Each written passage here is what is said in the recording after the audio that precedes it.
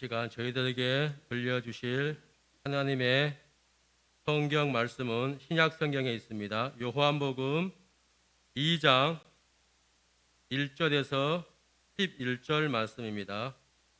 제가 가지고 있는 성경은 신약 성경 143페이지입니다. 신약 성경 요한복음 2장 1절에서 11절 말씀을 함께 합독하도록 하겠습니다. 사흘째 되던 날 갈릴리 가나에 혼례가 있어 예수의 어머니도 거기 계시고 예수와 그 제자들도 혼례의 청함을 받았더니 포도주가 떨어진지라 예수의 어머니가 예수에게 이르되 저들에게 포도주가 없다 하니 예수께서 이르시되 여자여 나와 무슨 상관이 있나이까 내 때가 아직 이르지 아니하였나이다.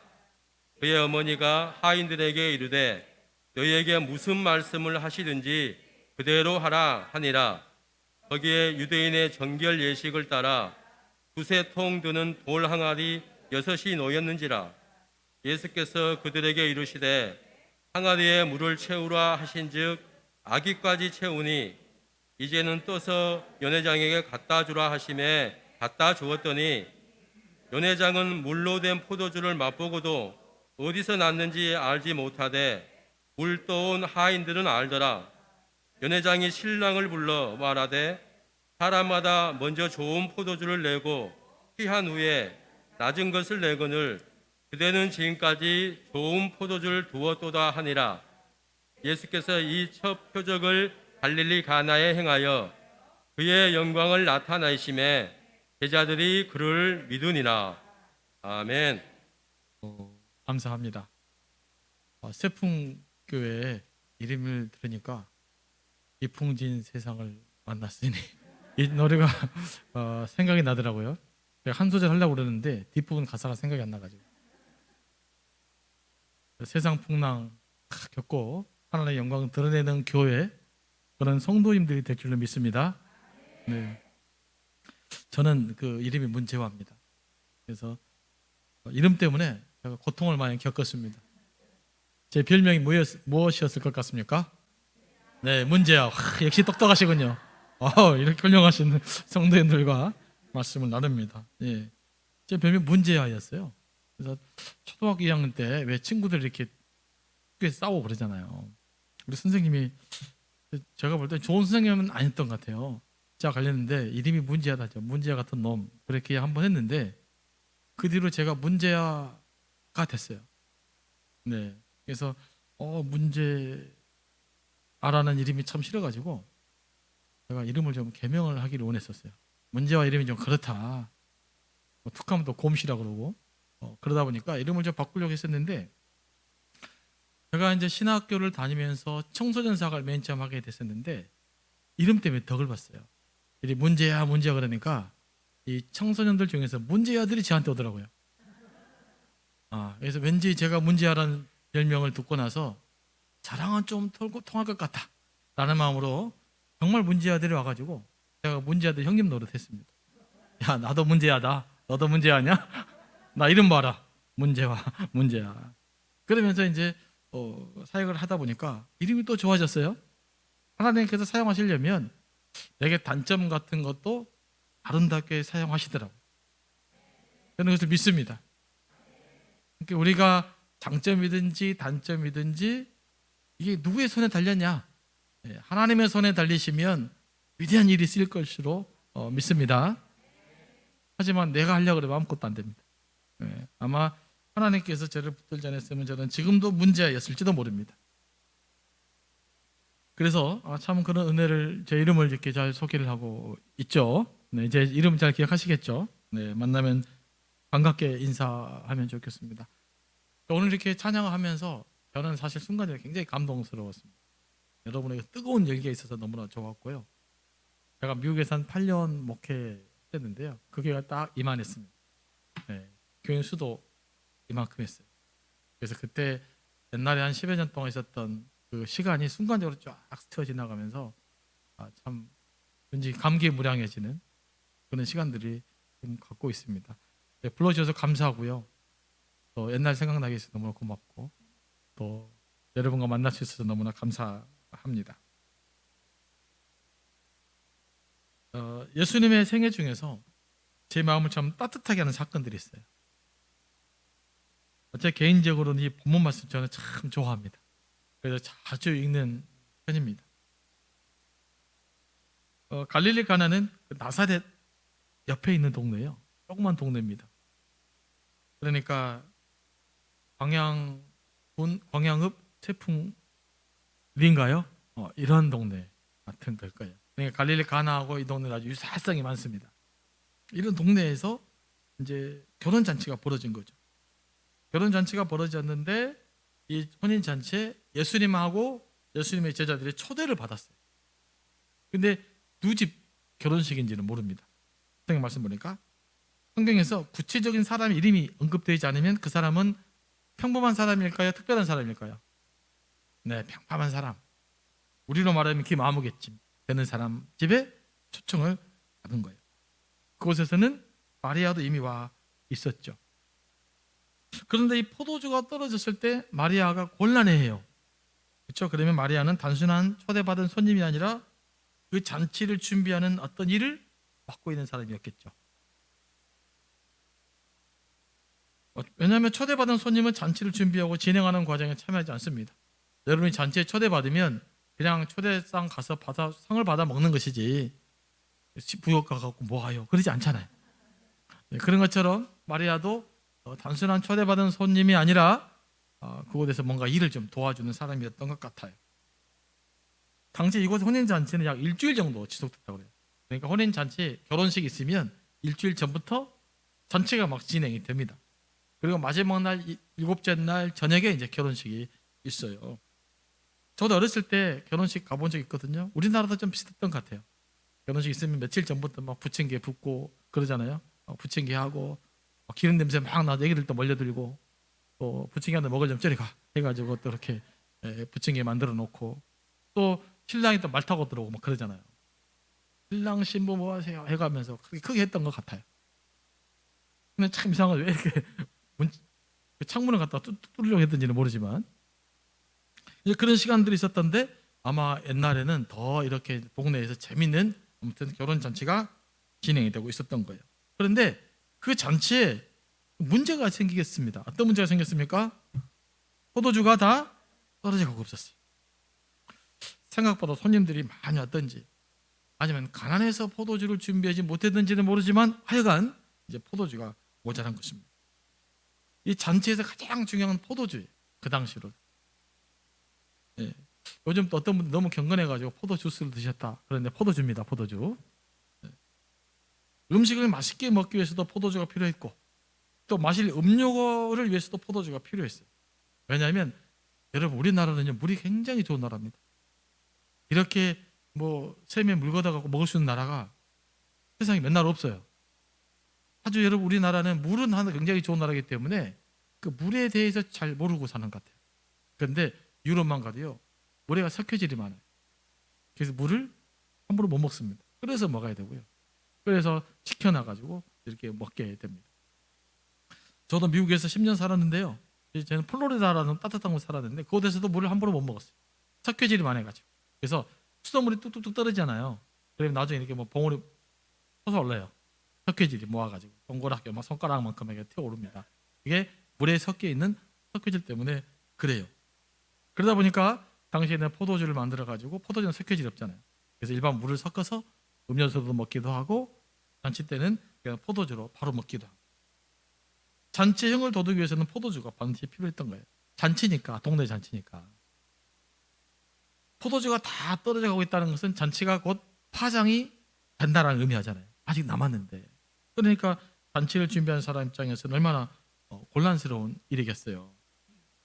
또 당시 문화는요. 잔치를 준비하는 사람들이 아주 정성스럽게 준비를 했다고 해요. 내가 준비하는 사람인데 부족이 잔치가 준비를 잘 못했어요. 그러면 책임이 있잖아요. 그럼 너무 미안하잖아요. 당시에는 그 미안함이 훨씬 더 컸던 거예요. 또 이 가난한 서민들에게서 한 주간 열리는 결혼 잔치는 신랑 신부만 기쁜 게 아니에요. 그 동네 청년들, 그 동네 사람들, 동네 아저씨들, 할머니들이 다 좋아할 즐거운 날이에요. 그날은 공짜로 포도주도 먹고 밥도 먹고 그럴 수 있는 날이기 때문에. 그래서 잔치가 있었으면 온 동네 잔치가 되는 거예요. 그런데 온 동네 사람들 잔치를 벌이는데 포도주가 딱 떨어졌다? 그러면 이제 이게 잔치가 안 되겠잖아요. 여러분들은 믿음이 좋아가지고 교회에서만 있으니까 잘 모르는데요. 세상 나가봐도 그래요. 장례식만 가도 우리 전라도는 뭡니까? 홍어하고, 옛날에는 홍어를 안 먹었는데요. 요즘 홍어가 있더라고요. 또 뭐가 있어야 되지 않습니까? 네, 네, 삼합, 네, 그런 것처럼 빠져서는 안 될 음식이 바로 포도주였던 거죠. 그리고 동네 사람 잔치고 동네 사람들이 함께 기뻐하고 즐거워하는 시간이었어요. 그러니까 포도주가 떨어진다라고 하는 것은 이제 잔치를 진행하는 사람 입장에서는 큰일 난 거예요. 없으면 말고 있으면 좋고 이 정도가 아니란 말이에요. 또 요즘같이 뭐 가게가 있어가지고 부족하면 또 슈퍼에 좀 사오시죠. 뭐 그럴 수 있는 것도 아니란 말이에요. 그러니까 이렇게 많은 포도주가 필요하면 곤란이 없어지면 문제가 생기겠죠. 그리고 이렇게 이제 포도주가 떨어지게 되면 신랑을 결혼 잔치를 준비했던 신랑과 신부는 명예가 좀 안 좋잖아요. 우리나라도. 야, 세상에 잔치집 갔더니 뭘 하나도 없더라. 이러면 안 되잖아요. 아, 잔치집 갔는데 음식 많이 차렸네. 먹을 것이 많네. 잘 잡수고 오십시오. 이런 말을 해야 이게 되는 건데 잘 못 잡수게 생겼어요. 그러다 보니까 마리아가 딱 절박함을 느낀 거죠. 이 절박한 순간에 마리아에게 떠오르는 사람이 한 분 계셨어요. 누굽니까? 예수님이에요. 예수님. 마리아는 예수님을 낳고 기르는 동안에 예수님이 특별한 사람이라는 것을 알았어요. 예수님이면 이 문제를 해결해 줄 수 있겠다라고 생각을 한 거죠. 그래서 다급한 마음으로 예수님께 말합니다. 아들, 포도주가 없네. 이때 예수님의 반응이 어떻습니까? 예수님이 가끔씩 쌀쌀 맞고 좀 그래요. 어떨 때는 턱 친절하지가 않아요. 어머니, 제가 해드릴까요? 그럼 얼마 좋겠어요? 뭐라고 이야기합니까? 여자예요. 그것이 나와 뭔 상관이요? 이렇게 말한 거예요. 상당히 냉정한 대답이죠. 예수님 제3자의 입장에서 대답한 것입니다. 하지만 본문에서 여자여라는 말은요, 우리식으로 여자여 그런 말하고 좀 달라요. 그 여자들을 존칭하는 언어예요. 미국 같으면 여자를 부를 때 자기 어머니도 그 존칭하는 언어로 레이디 이렇게 불러요. 그러니까 우리가 좀 여자여 이렇게 무뚝뚝한 표현이라기보다는 레이디라고 하면서 이렇게 조금 간격을 두는 것이죠. 저희 딸도 제가 말을 잘 안 듣잖아요. 아빠, 그럼 제가 그냥 TV 보고 딴 생각을 하고 있으면 저한테 뭐라고 그러는지 아십니까? 문재화 목사님 그래요. 아빠라고 안 그러고 자기 말 좀 들어달라 이 말이죠. 그런데 예수님은 여자요 이렇게 하면서 레이디, 우리로 표현하면 뭐가 더 정확하냐면요, 어머님 그런 거예요. 평상시 엄마 하다가 갑자기 어머님 그러면 어떻게 해요? 좀 부담스러운 표현이잖아요. 그렇게 해서 예수님이 마리아랑 표현을 조금 이렇게 거리를 둡니다. 그러면서 뭐라고 말합니까? 그 일이 저랑 무슨 상관이 있습니까? 그러면서 운을 남기죠. 아직 내 때가 이르지 않았습니다. 포도주 아직 남아 있었을까요? 약간 이렇게 냉정맞는 예수님의 반응에도 불구하고 또 마리아는 하인들을 준비시켜요. 뭐라고 당부합니까? 얘들아, 예수님이 무엇을 시키든지 그대로 해라 이렇게 부탁을 하는 거죠. 그러니까 마리아는 만반의 준비를 시켜놓는 거예요. 혹시 예수께서 무슨 일을 벌일지도 모르겠다라고 생각하기 때문이죠. 마리아의 예상은 빗나가지 않았습니다. 얼마 좀 시간이 지난 뒤에 예수님께서 하인들에게 돌 항아리에 물을 채우라고 말합니다. 그리고 그것을 손님들에게 갖다 주라고 말해요. 하인들이 예수님이 시키는 대로 돌 항아리 6통에다가 물을 가득 채우고 나서 그것을 떠다 줬어요. 근데 어떻게 됐어요? 그 물이 뭐가 된 거예요? 네, 포도주가 된 겁니다. 그래서 잔치 흥은 계속 진행이 된 거예요. 잔치가 파장되지 않고 계속해서 즐거운 잔치가 유지됐습니다. 사람들은 계속해서 신랑이 좋은 포도주를 내놓는다고 칭찬을 했어요. 사람마다 먼저 포도주를 내고 적당히 술이 취해가지고 맛을 구분하지 못하면 싼 포도주를 내는데 어떻게 당신은 마지막까지 이렇게 귀한 포도주를 남겨놨느냐라고 칭찬을 받게 되어진 것이죠. 잔치의 주인공인 신랑으로서는 최고의 칭찬을 받은 거예요. 이렇게 해서 결혼잔치를 행복하게 만들어줬다라는 이야기가 오늘 본문의 이야기입니다. 이제 설교 끝입니다만은 몇 가지 적용을 해보려고 합니다. 예수께서 베푸신 기적의 의미를 몇 가지 살펴보려고 해요. 첫 번째는요, 평범한 서민들, 우리 같은 사람들이 누리는 일상적인 기쁨을 예수님께서는 지켜준 거예요. 이 사건은요, 그래서 우리 마음 참 따뜻하게 해요. 무슨 배신한 사람, 뭐 대단한 사람, 이런 사람을 칭찬하는 것이 아니라 우리 같은 사람들, 우리 같은 서민들, 우리가 누리는 작은 기쁨들, 작은 삶들, 이것들을 지켜주고 보호해 주시는 분이 누구시다? 바로 예수님이라는 거예요. 이 사건은요, 사람들이 많이 모여있는 예루살렘 같이 사람들이 많이 모여있는 곳에서 일어난 일이 아니에요. 신분이 높은 사람들이 많이 모여있는 곳에서 일어난 사건도 아니에요. 아주 평범한 결혼식, 김 아무개쯤 되는 사람, 누군지도 모르는 사람, 그런 사람의 결혼잔치를 지켜주고 보호해주고 그 사람의 가치를 지켜주는 거예요. 그리고 이 물로 포도주를 만드는 사건은요, 많은 사람이 또 알지도 못해요. 누구만 합니까? 예수님하고 마리아하고 그 물을 떠다 준 파이만 알아요. 그러니까 잔치를 즐기는 사람은 아무도 모르는 거예요. 그리고 이 사건으로 칭찬받고 주목받은 사람은 누굽니까? 예수님이 아니라 신랑이었어요. 신랑을 불러다가 어떻게 이런 포도주를 아직까지 남겨놓았냐라고 칭찬해 주잖아요. 저는 이게 너무 아름다워요. 예수님이 주인공 역할도 안 해요. 주인공은 딴 사람이에요. 주인공이 바로 여러분들이에요. 주인공이 바로 신랑이었단 말이에요. 오늘 우리로 말하면 예수께서 우리를 위해서 기적을 베풀어 주셨는데 그 주인공이 예수님이 아니라 여러분의 주인공으로 만들어 주는 거예요. 이게 예수님께서 우리에게 기적을 베풀었던 하나의 큰 의미예요. 오늘 하나님은 하나님 물론 주인공이시지만 여러분을 인생의 주인공으로 만들어 주시기를 원하시는 거예요. 하나님이 역사해 주시면 여러분이 보호받고 여러분이 인정받고 여러분들이 존귀하게 되는 거예요. 오늘 또 예수님께서는 우리를 이렇게 존귀하게 만들어 주시기 위해서 이 땅 가운데 오신 거예요. 그러니까 예수를 믿으면 우리가 존귀해지는 것입니다. 세상적으로는 존귀해지지 않아요. 저는 이 말씀을 묵상하면서요, 예수님이 우리에게 정말로 관심을 갖는 것은 여러분의 일상적인 삶 자체라는 거예요. 하루에 눈 뜨고 일하고 밥 먹고 자고 또 TV도 보고 또 일어나고 눈 뜨고 그 일상적인 일들을 하나님께서는 아름답게 지켜주시기를 원하는 거예요. 그러니까 여러분들이 아침에 눈을 뜰 수 있고 아침밥을 먹을 수 있고 운동할 수 있고 일할 수 있고 또 저녁에 씻고 잠을 자고 이 하루의 일상적 삶 자체가 하나님 앞에 너무나 귀한 거예요. 하나님 그런 여러분의 일상적 하루하루를 잘 지켜주시고 보호해 주시는 분이십니다.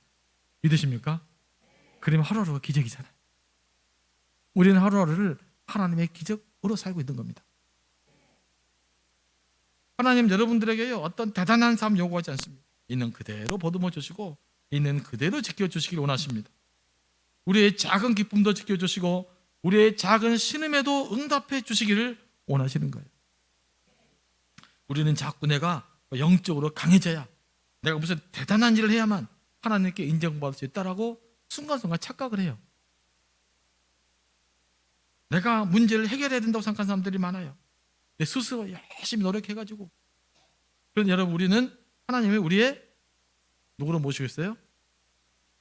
아버지로 모시고 있잖아요. 언제나 우리를 위해서 일할 준비가 되어 주신 아버지가 계셔요. 그런데 아버지가 있는지도 모르고 그냥 나 혼자 다 열심히 일하고 고생하고 염려하고 그렇게 산다고 생각해 보세요. 그럼 우리 영적으로 고아와 같은 삶을 살게 되는 거예요. 여러분, 내 인생 내가 책임지려고 하는 것, 내 인생 내가 노력해서 내가 노력한 만큼만 먹고 살아야겠다라고 하는 것은 여러분 성숙한 마음이 아니에요. 영적으로는 이 고아와 같은 불쌍한 마음이에요. 때로는 하나님 있으니까 아버지 나 못 살겠어요. 좀 도와주세요. 이런 게 진짜 믿음이란 말이에요. 하나님 여러분이 있는 모습 그대로를 사랑해 주시고 여러분 누리는 기쁨들을 그대로를 잘 지켜주기를 원하시는 분, 그 하나님이 있어서 지금 오늘 저와 여러분이 이렇게 살아가고 있는 것입니다. 어떤 분들은요, 기도해라 그러면 크고 명물 있는 것만 기도해요. 주여 민족 복음화를 위해서 기도합니다. 그렇게 기도해야 돼요. 세계를 변화시켜 주시옵소서. 그런데 자기 기도 안 해요. 자기 먹고 사는 문제 기도 안 한단 말이에요. 그런 분들이 의외로 좀 있죠. 네, 물론 교회를 위해서 기도도 해야 되고 민족 복음화를 위해서 기도해야 되고 세계를 위해서 기도해야 됩니다. 하지만 더 중요한 것은요, 여러분의 일상적 삶 하나하나를 위해서 기도하셔야 돼요. 하나님 오늘 잘 자게 해주세요. 하나님 눈 떠서 감사합니다. 하나님 밥 맛있게 먹게 해주세요. 건강하게 해주세요. 우리 아들 잘 되게 해주세요. 기도해야 되는 거예요. 그래 하나님께서 들어주시죠. 또 저는 이런 분도 들어봤어요. 미국에서 목사님 어떤 그 의사 부인이었어요. 의사 부인이었는데 이분이 이제 그 불교를 열심히 다니시다가 예수를 믿었는데 굉장히 좀 도덕적으로 뛰어난 분이셨어요. 저한테 이제 식사 초대를 갔었는데요, 자랑삼아 이렇게 이야기하더라고요. 목사님 저는요 제 개인을 위해서는 기도해 본 적이 한 번도 없어요. 왠지 하나님께 달라고 만들 것 같아서 한 번도 없어요 라고 이야기하는데 굉장히 자부심 있게 저한테 이야기하더라고요. 목사님 저는요 제 개인을 위해서는 기도 안 합니다 이런 거예요. 그러면 제가 믿으면 좋다 그럴 줄 알고. 네, 여러분 기도는 그런 것이 아니에요. 믿음이 없으니까 그래요. 하나님 나의 아버지로 모시는데 왜 기도를 안 해요? 여러분 자녀가 필요할 때 여러분의 부탁합니까 안 합니까? 부탁하잖아요. 어렸을 때 부탁 많이 들어줬잖아요. 학용품도 사달라, 밥도 사달라, 신발도 사달라, 그죠? 좋은 학교 보내달라, 옷도 좋은 거 사달라 했잖아요. 왜 그래요? 여러분의 자녀이기 때문에 그래요. 그러니까 부탁하는 거예요. 하나님이 나의 아버지잖아요. 난 하나님의 자녀잖아요. 그러면 당연히 부탁하는 거죠. 이게 어려워요. 이게 힘들어요. 이게 있으면 좋겠어요. 그런데 나중에 성숙하게 되면 이제 기도 내용이 달라져요. 자녀들이 철들면 내가 뭘 위해 효도할까 이런 마음이 가져지는 것은 성숙해지면 그렇게 되는 거예요. 하지만 기본적으로는 부모님께 구해야 되는 거예요. 어떤 분은 이렇게 주장하는 분도 계셨어요. 또 유명한 목사님이신데 좀 특이하신 것 같아요. 그분은 자기가 정말로 필요한 것들은 기도를 안 해도 들어줬다. 그래서 굳이 내가 그런 기도할 필요가 없다. 하나님 나라와 의를 구하기만 하면 된다. 되게 멋있죠. 그분도 주님과 인격적 만남이 있는가 저는 의심스러워요. 정말 예수님 인격적 만남이 있는데 저 이야기가 가능할까? 아니 자녀가 아버지한테 부모한테 어려우면 달라고 그러지. 저는 부모님에게 절대 도움 요청하지 않겠습니다. 여러분 7살 8살이라 그러면 저 혼자 살지도 못해요. 다 커야 되는 거예요. 커야. 그런데 우리가 그렇게 신앙생활 하는 사람들이 많아요. 이런 건 다 믿음이 없어서 그런 거예요. 믿음 있는 사람들은 하나님 나의 아버지라고 믿는 사람들은 그럴 수 없어요. 간구하는 거예요. 기도하는 거예요. 부탁하는 거예요. 들어주면 좋겠어요. 이게 기도예요. 그런 기도를 여러분 열심히 하시기 바랍니다. 해결해야 할 문제가 있으시면요 마리아처럼 먼저 예수님을 찾으시기 바랍니다. 이것저것 다 해보다가 안 되면 그때서 기도하지 말고 처음부터 기도하세요. 요거 해보고 안 되고 저거 해보도 안 되고 이 사람 만나도 안 되고 저 사람 만나도 안 되고 시장 찾아가 보고 누구 찾아보고 다 찾아가 본 다음에 기도하지 말고 언제부터 기도하라고요? 처음부터 기도하세요. 그러면 얼마나 우리가 낭비하지 않을 수 있잖아요. 시장 찾아가려고 돈 들어요. 버스 타야 되고 뭐 사가야 되고 그러잖아요. 공짜로 말이 됩니까? 근데 하나님은 그럴 필요가 없어요. 그냥 와서 기도하시면 돼요. 그러면 역사하시는 거라고요. 여러분들 신앙생활을 재밌게 해야 되잖아요. 재밌게 하려면요 기도응답이 있어야 돼요. 기도하고 기도응답 받고 이게 누적이 돼야 신앙생활에 재미가 있다고요. 그런 여러분들이 이 세풍교회에서 재미나는 신앙생활을 쓰게 되길 원합니다. 그러면 자꾸 기도하시기 바랍니다. 두 번째, 이 말씀을 통해서 깨닫는 것은요 우리가 드리는 예배는 즐거운 잔치 같아야 돼요. 뭐가 같다고요? 즐거운 잔치. 오늘 예배가 기뻤습니까? 네, 예배는 막 신나야 되는 거예요. 성경에서 혼인잔치가 갖는 상징적 의미가 있어요. 혼인잔치가 의미하는 것은 바로 천국잔치를 의미해요. 그러니까 천국은 어떤 곳입니까? 설명이 안 되잖아요. 그죠? 그럼 어떻게 설명할까요? 예수님이라면 천국은 결혼잔치 같은 곳이에요. 천국은 혼인잔치 같이 기쁜 곳이에요. 천국은 혼인잔치처럼 즐거운 곳이에요. 이렇게 이야기하는 거예요. 그래서 혼인잔치는 곧 천국 비유라고도 할 수가 있어요. 그런데 혼인잔치는 뭐예요? 즐거워야 돼요. 왜 포도주를 만들어줬을까요? 포도주가 없어지면 즐거움이 사라지기 때문이에요. 그래서 그 잔치를 잘 마무리하기 위해서 예수께서 물로 포도주를 만들어줘야만 된 것이에요. 제가 이 이야기를 하다 보는데 어떤 아이가 천국을 설명하는데 참 저한테 이런 질문에서 깜짝 놀랐어요. 목사님, 천국이요. 황금길로 쫙 깔려있고 또 바다로 쫙 깔려있고 12가 실과가 나오면 꼬맹이가 뭐라고 하는지 아십니까? 지루해서 어떻게 살아요? 지루해서 게임기도 없고 별로 안 가고 싶다는 거예요.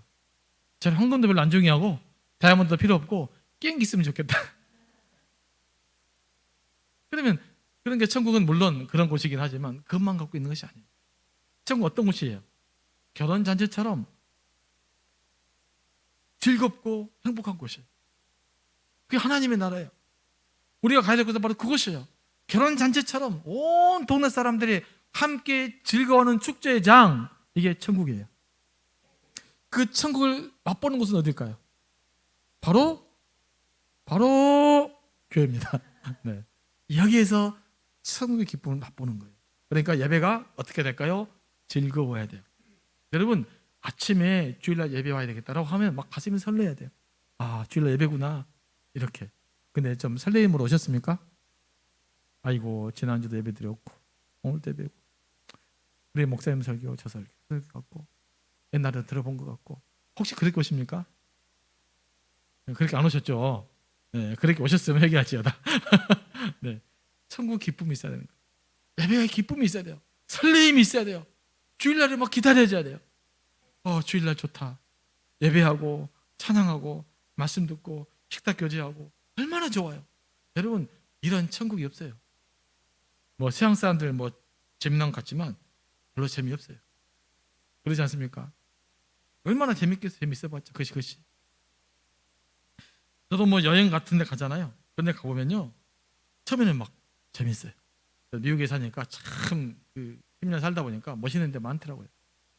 단두 번이지 날마다 간다고 생각해보세요. 힘든 데서 못 갑니다. 어제 벚꽃 막 폈잖아요. 이 광양은 또 벚꽃이 아름답습니까? 그 단두 번 구경하지. 여러분 아침에 점심 싸서 그거 또 먹고 점심 먹고 또 가고 저녁 먹고 또 가고 내일도 또 가고 모레도 또 가고 해보십시오. 별로 지쳐고 피곤해요. 세상 것은 다 조금만 즐겁다 말아요. 근데 예배는 항상 즐거워요. 항상 감사했어요. 항상 감동했어요. 항상 하나님의 은혜가 있어요. 그러니까 이만큼 좋은 곳이 어디가 있어요? 이 천국 잔치에 와 있으니까 즐겁고 복되고 하나님의 말씀도 듣고 그러잖아요. 이게 복인 줄 아셔야 돼요. 그래서 예배는 어떻게 되나 늘 즐거워해야 돼요. 그래서 예배가 즐겁지 못하다 그러면 이제는 뭐가 우리 신앙생활에 뭔가 문제가 있는 거예요. 그러니까 내가 예배가 즐겁지 않다라고 하는 것은 내가 신앙생활에 뭔가 좀 빨간불이 좀 들어오고 있다라고 생각하시면 됩니다. 왜 그럴까요? 여러분, 사랑하는 사람은요, 만나기만 해도 기뻐요. 그러지 않습니까?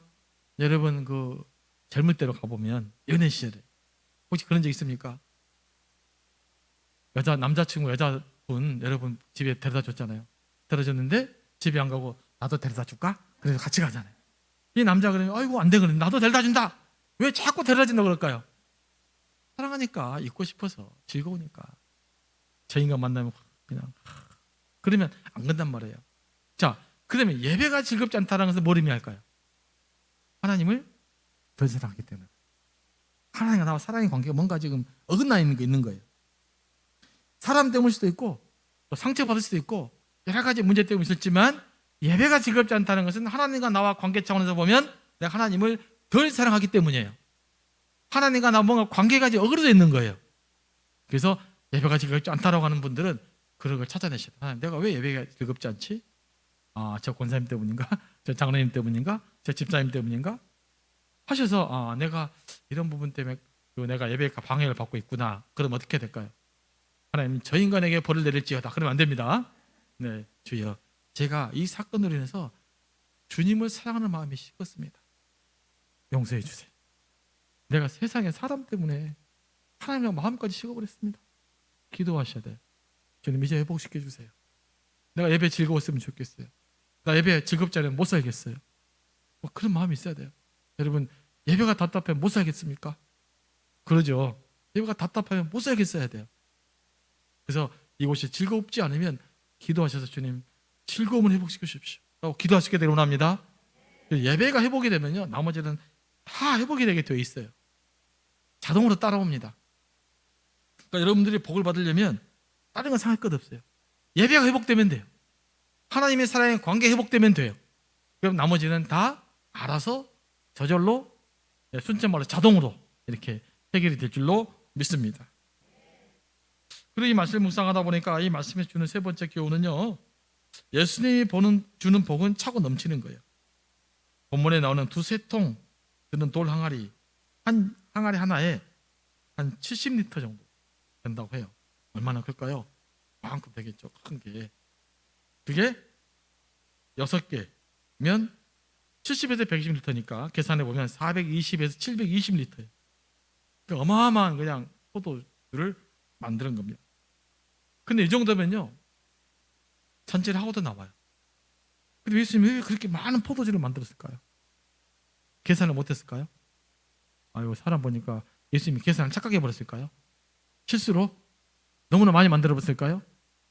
아까운지도 모르고? 그러지 않았을 거 아니에요. 근데 포도주를 어떻게 먹냐면, 일반적으로 포도주를 즐겁게 음을 위해서 마실 때는 그냥 마시지만 음료로 마실 때는요 3대2 비율로 타요. 물을 2배로 타서 먹는 거예요. 그러니까 720리터면 1500리터 정도 되겠죠. 어마어마한 양을 만드는 거예요. 왜? 이 조그만 동네 사람들이 다 먹고도 남는 포도주를 만들었을까요? 이 의미하는 바가 있어요. 예수님이 주신 복은 이렇게 차고 넘치는 복이라는 거예요. 뭐라고요? 예수님이 여러분에게 쏟아주실 복은 차고 넘치는 복이다. 예수님이 계산을 잘못해서가 아니에요. 무슨 예수님이 계산을 못하겠어요? 물 한 방울도 정확하게 만들 수 있어요. 하지만 예수님은 그렇게 하지 않았어요. 예수님이 주신 축복은 뭐냐? 천국의 축복은 뭐냐? 넘치도록 부어주시는 하나님의 축복이신 줄로 믿습니다. 이게 하나님께서 우리에게 예비하신 축복이라는 거예요. 그러니까 예수 믿는 것이 복되는 거예요. 여러분, 풍성해지길 원하십니까? 예수님이 역사해 주시면 풍성해질 줄로 믿습니다. 그리고 끝으로요, 예수님의 기적은 기대하고 순종하는 사람들에게 주어진 복이에요. 포도주가 없다는 말의 요청에 예수님은 즉각적으로 반응하지 않았어요. 어머니의 요구를 방금 들으지 않았습니다. 하지만 마리아는 예수님에 대한 뭘 포기하지 않았다? 기대를 포기하지 않았어요. 기대하면 기도하게 돼요. 기도하면 기대하게 돼요. 예수께서 문제를 해결해 주실 것을 기대하면서 하인들을 딱 준비시키잖아요. 그리고 하인들은 예수님께서 하신 말씀대로 순종했어요. 그랬더니 어떻게 돼요? 물이 포도주로 바뀌는 기적을 체험한 것입니다. 여러분, 금방 기도 응답이 안 된다고 그래도요, 예수님에 대한 기대를 놓치면 안 돼요. 더더더 기대하고 기도해야 돼요. 마리아가 아직 때가 안 됐다고 포기해버렸다고 어떻게 됐을까요? 아무런 기적도 일어나지 않았을 거예요. 그러나 예수께서 즉각적 응답을 안 해줬음에도 불구하고 기대했고 기도했기 때문에 하나님께서 역사해 주신 줄로 믿습니다. 결혼잔치 참석한 하객들 중에서 물이 포도주로 바뀌었다는 사실은 아무도 모르잖아요. 예수님과 마리아와 물 떠다준 하인들만 한 거예요. 이게 굉장히 중요해요. 이게 순종함으로 누리는 축복의 비결이에요. 하나님의 기적은 기대하고 순종하는 사람들만이 경험하고 누릴 수 있는 것입니다. 여러분, 저와 여러분이 살아있다는 것 자체가요, 이미 기적이에요. 믿으십니까? 우리는 지금 기적으로 살고 있다고요. 지금 한순간도 하나님이 손을 놔버리면 저와 여러분의 인생은 끝이에요. 믿으십니까? 그러니까 여러분과 제가 숨 쉬며 살아있다, 이건 이미 하나님의 기적이 우리에게 임하신 거예요. 여러분, 예수님을 믿었다? 기적이에요. 여러분, 세상 사람 예수 못 믿잖아요. 이 명확한 걸 못 믿어요. 우리는 아무것도 아닌데. 믿는 사람한테는 왜 못 믿을까요? 하나의 은혜가 그들에게 없기 때문에 그래요. 그러니까 내가 예수님을 하나님의 아들로 믿을 수 있는 것도 기적입니다. 그런데 이것이 기적이라는 걸 어떻게 이해할 수 있을까요? 바로 기도하면 기적이 경험돼요. 그러니까 물이 포도주로 바뀌었지만 기대하지 않았던 사람, 순종하지 않았던 사람들, 그것이 뭔지도 모르고 즐거워 있는 거예요. 하지만 기대했던 사람, 순종했던 사람들 하나님의 기적이라는 것을 알아요. 지금 우리도 하나님의 기적으로 살고 있는데 내가 하나님의 날마다 기적을 경험하고 있다는 사실을 어떻게 깨닫게 되느냐? 여러분들 하나님을 기대하고 기도하고 순종할 때, 아, 내가 하나님의 기적으로 살고 있구나 라는 사실을 깨달아져요. 이게 우리 예수 믿는 사람들의 가장 놀라운 축복인 줄로 믿습니다. 살다 보면 생각지도 않게 우리에게 이 소중한 것들이 떨어져 나가고 삶의 에너지가 고갈될 때가 있어요. 지치고 힘들고 그럴 때가 있단 말이에요. 이럴 때 딱히, 그런데 다른 사람들에게 도움을 구할 수 있는 손길도 없어요. 힘든데 누가 도와주면 좋겠는데 누구의 도움을 요청할까 해보니 아무도 나를 도와줄 수 없을 것 같아요. 그런 경험도 있으실 거예요. 이런 상황을 우리는 인생의 위기라고 합니다. 만약에 여러분들에게 이런 상황이 닥친다면 어떻게 하겠습니까? 인생의 위기가 찾아올 때 마리아처럼 예수님을 기대하시기 바랍니다. 그리고 예수님께 기도하시기 바랍니다. 위기가 예수님을 만나면 기적이기 때문에 그래요. 다시 말씀드립니다. 위기가 예수님을 만나면 기적으로 변합니다. 이게 우리의 믿음이에요. 물이 포도주가로 변한 것처럼 위기가 예수 그리스도를 만나면 기적으로 변합니다. 그래서 우리가 위기가 있을 때마다 주님을 만나야 돼요. 물로 포도주를 맞는 것처럼 우리의 위기가 기적으로 변화될 수 있게 되기를 원합니다. 그리고 주님을 더 열심히 기다리시기 바랍니다.